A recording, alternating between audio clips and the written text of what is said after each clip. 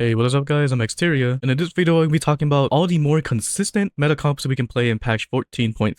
There's going to be a lot of different comps that is not going to be mentioned in this video, mainly due because you need all these specific things to play them, or you need to high roll it to a spot where you could get first place with it. We're going to be talking about more of the top 4 comps and the easier comps to play in the current patch. Before I show you the tier list, let's talk about like some tips that I can give for this patch. If you want to play reroll, having artifacts any way, shape, or form is going to be very powerful for any reroll comp. For example, if you play Witsen on Twisted Fate, you're able to probably like top 2 or top 3 with him. Another example is if you put Manazane on Veigar, then you don't need his augment. New high score for him to be very powerful with that augment. So you can use Manazane instead if you want to play for the Veigar reroll route. Speaking of blue buff units, if you want to play a blue buff carry, you should always be looking to lose streak because you need carousel prio so you can get the tiers on carousel. Unless you have 2 tiers somehow with like Pandora's Bench or like some way, shape, or form of augments or the game mode like loot subscription, then you can probably win streak. It's fine because you already have blue buff. On top of that, if you do want to lose streak, try to fit in Cypher while lose streaking so you can gain more resources later over time. Even if you get only like 10 gold worth of resources, it's still pretty decent because it's still free resource. Another tip is stage 1 loot is a lot better now because of patch 14.6 they made it a little bit better. So you can probably make 10 gold, which I do a lot of times now, around stage 2 too. It's actually possible in most games to do now. And then if you're wondering what augments to take, the strat I do is if you're gonna lose streak, look for an econ augment so you can have a lot more money to roll with later. If you're looking to win streak, you should look for win streak even harder with items or combat augment so you can keep the win streak going. So this is the concept of like which augment to take at the beginning if you don't know what to do. Before we talk about the tier list, you'll be given this Google Doc so you can use it if you want to. If you click on this portrait, it'll lead you to the comps that you want to look for. And if you weren't full screening like I was, you can just click on this. It'll show a link and you just click on that and it'll lead you to the direction that you want to go to. So with the tier list, S tier is basically saying this comp is so powerful, it's easy to top 2 with if you level 2 everything. A tier is you probably might need some specific items or augments to make them powerful in order to play them, or you have to high roll a certain way in order to make it work. And then B tier is you literally have to high roll your board in order to play them pretty well. Because if you don't high roll it and you play it from a lose streak angle, you're probably gonna be losing the game overall with these comps. So this is how I separate from S, A, and B tier. Now finally getting into the tier list, we're gonna be talking about our first comp, which is Zeri, and she's finally playable and actually really strong in the current meta. There's 2 different types of playing the comp, which is 7 Exotech, which use all the units of Exotech, and there's 5 Exotech style where you play with the MF flex, which most of us already know. Which one you determine the playing is, how do you know which one to play is depending on what items you have. So if you have a lot of extra swords, then you might as well play the 5 Exotech with MF carry. And we're probably gonna be talking about the same thing here for both comps, but for 7 Exotech, in order to play this comp, you want to play it from a win streak perspective. If you do want to lose streak, you should play with like a Cypher opener so you can gain a lot of resources, so you can gain more items to put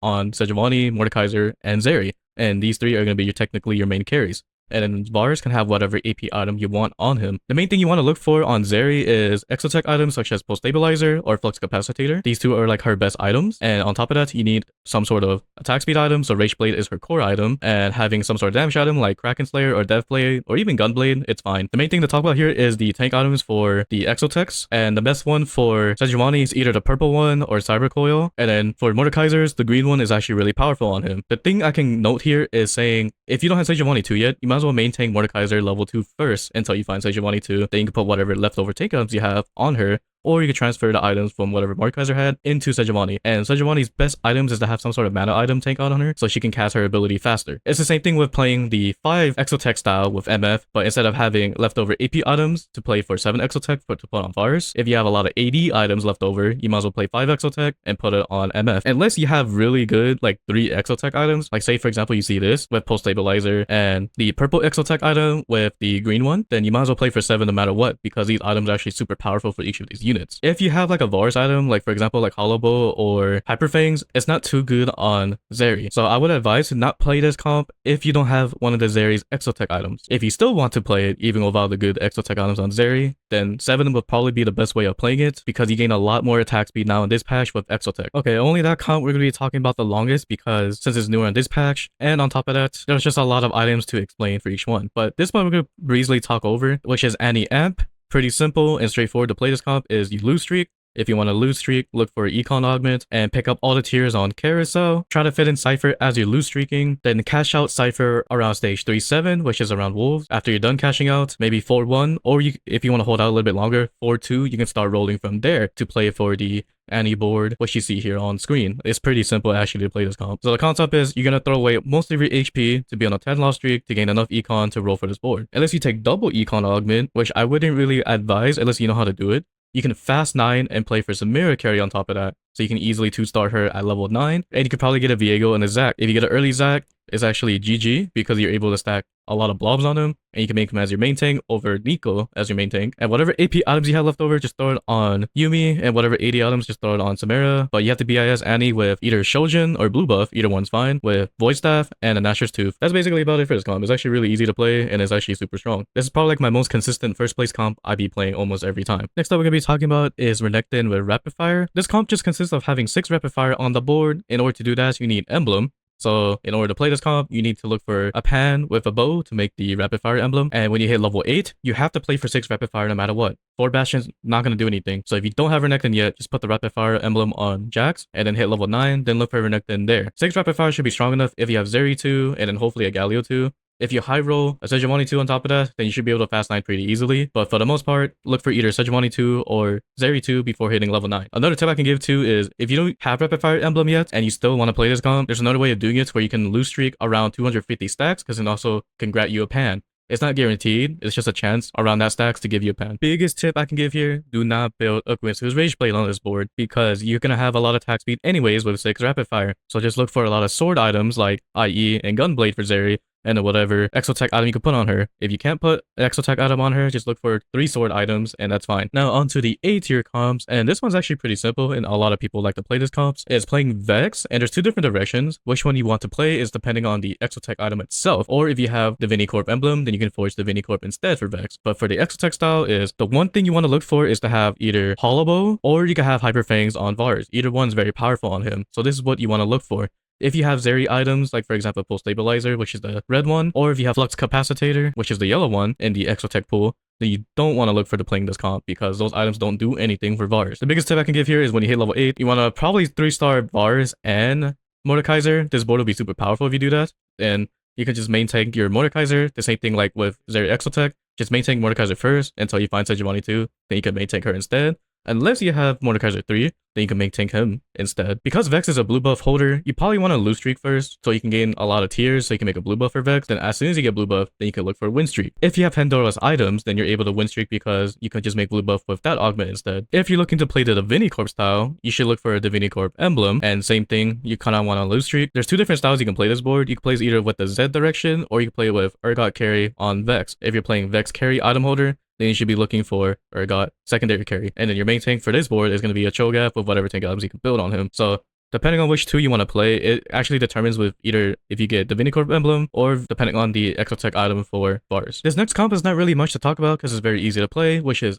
Anima Squad. In order to play this comp, you want to have an Anima Squad opener, a lot of level 2s. Main reason why is because the Anima Squad weapon itself, it does damage based off the board level. So if you have a lot of level 2s on the board, the weapon will do more damage. So you want to look for having a lot of tank items to start with so that your Silas can last long enough for you to win streak all the way to level 8. Then you roll for this board. Tip I can give is Jhin is fake at level 8. Just play 7 Anima Squad and then 2 Bastion with either Renekton or some sort of Bastion unit you can find until you can find Renekton. And then you should be able to fast 9 with that. Then you can put in Jhin at level 9 because you're going to need that marksman for extra damage on Xayah. And you're going to need that Dynamo to make Aurora cast more later in the game. But for now, just look for 7 Anima Squad no matter what. And then make your board as tanky as possible until you can reach your late game cap. And that's basically about it for Anima Squad. It's actually really easy to play. It's just high roll as much Anima Squad units you can find. If you don't know what Anima Squad weapons you want, look for AD ones because it's the most powerful ones to take. Next one I'm going to be talking about here is MF, which is one of the most powerful comps to play, but the hard part is to execute it because you need to have these exact units you see on screen. So this is the more budget friendly version and the easier route to play it if you want to play for Braum 3 as the main tank. Essentially it's just 4 Divinity Corps with 3 Syndicate and you need a lot of AD items for MF as the main carry. The tip I can give is that the Syndicate hat, you want to put it on Braum. But if you don't have any tank items at all, then you can just reposition everything in the front. Then just put the hat on MF and hopefully you obliterate everything. But there is a more higher cap version. If you click here, we see the higher cap version, which is you take out all the Syndicate units and then you just play this board instead,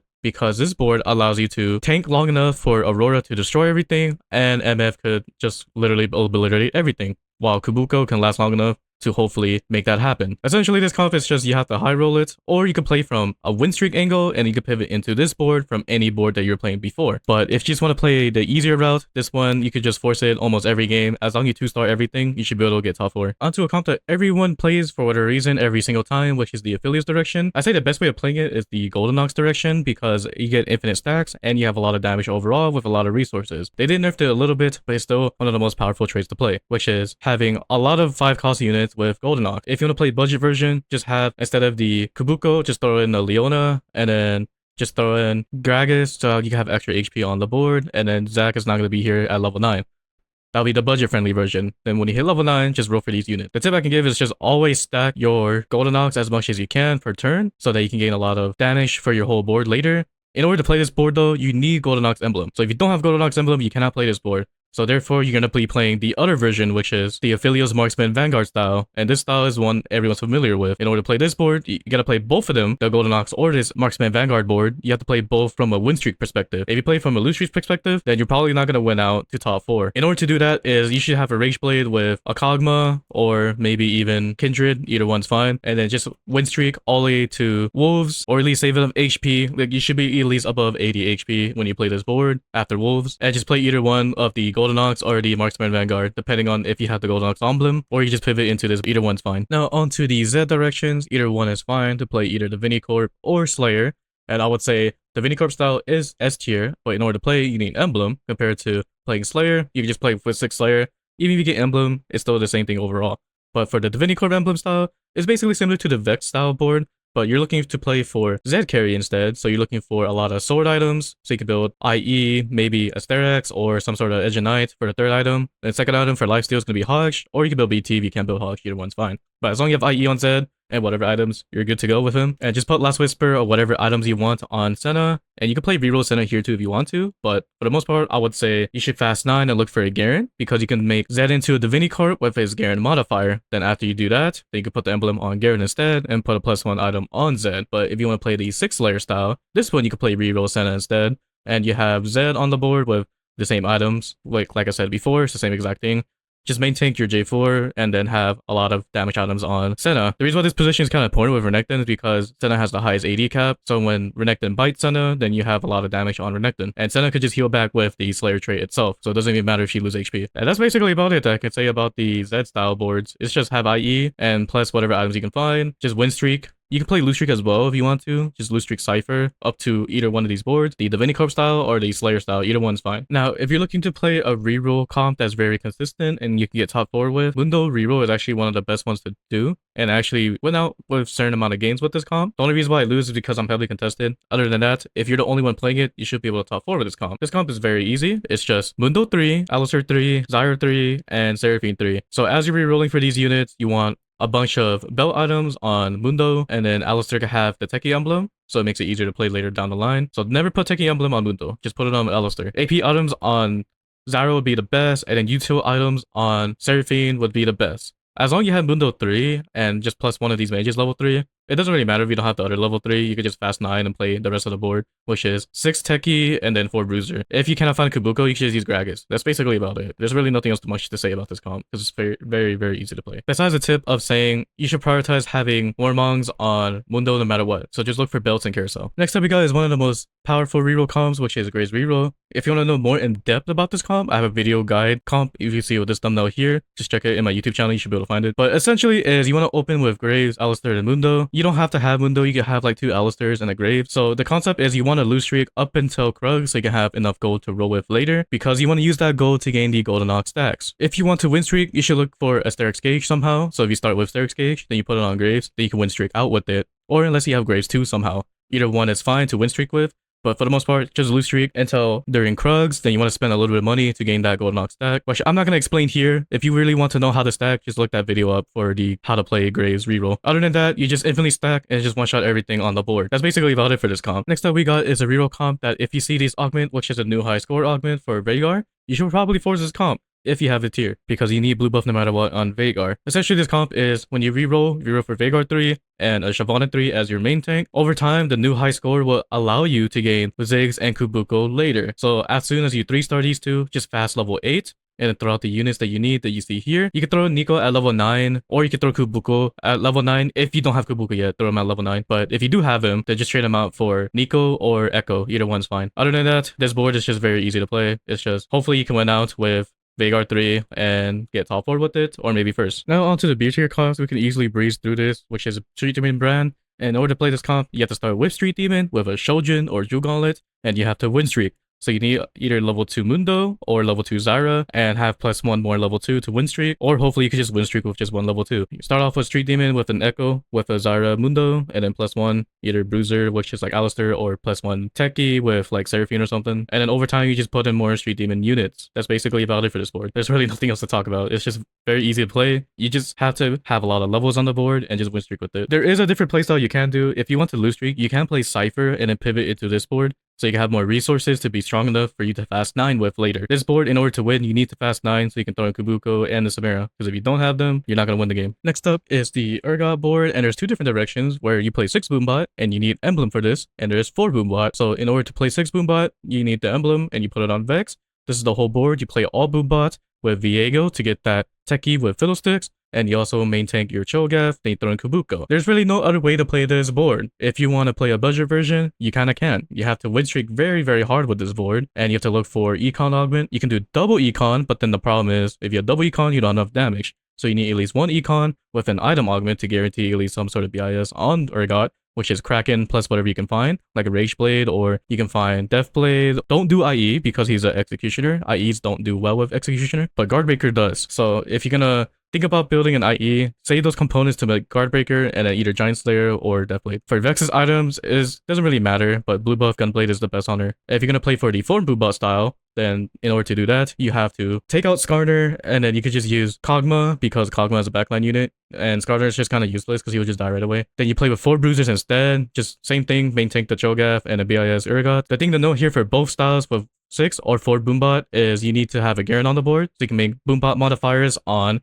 Vex. And if you have Bruiser modifier, then just throw it on Urgot. Basically about it. Now onto one of my favorite reroll comps. Even though it's not powerful, I still like to play it time to time depending on what I have. But to play TF reroll, you need to play it from a high roll perspective. So this means that you need to start with a TF and you need to Gwinsu's Rage Blade. If you have Syndicate start already too on top of that, that's just super high roll in general. You should be able to win streak throughout the whole game. In order to make TF more powerful, you need either Wit's End or Flicker Blades. If you have some sort of artifact that empowers TF, then you could probably win the games easier that way. For those of you that want to play a powerful reroll comp, this isn't it. This is just a good comp to have out there if you have those conditions that I just said. Now finally onto the last comp, like the TF comp, you need to high roll this really hard. So you need to have at least a level 2 Shaco to start with and some sort of sword item so you can start stacking, because if you don't have enough stacks, late game you're not going to make it to the top 4.